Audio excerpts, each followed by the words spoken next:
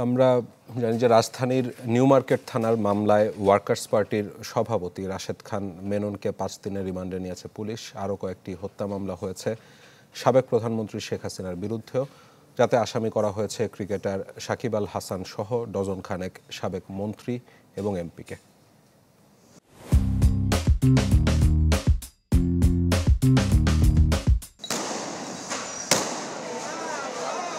বৈষম্য বিরোধী ছাত্র আন্দোলন দমনে নির্বিচারে গুলি, এতে অন্তত নিহত হন 800-র বেশি ছাত্র জনতা।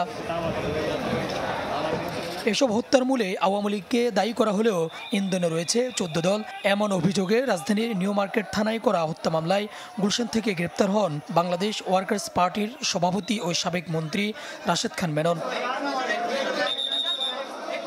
শুক্রবার বিকেলে তাকে 10 দিনের রিমান্ডে নেওয়ার আবেদন করে পুলিশ। শুনানি শেষে 5 দিনের রিমান্ড মঞ্জুর করে আদালত।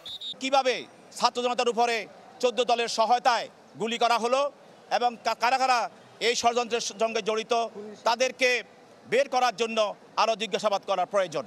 প্রাথমিক তদন্তে এই ঘটনার সঙ্গে জড়িত প্রতিমান হওয়ায় এবং তদন্তকারী কর্মকর্তার আবেদনের প্রেক্ষিতে এই আসামিকে আর 5 দিনের রিমান্ড মঞ্জুর করেন।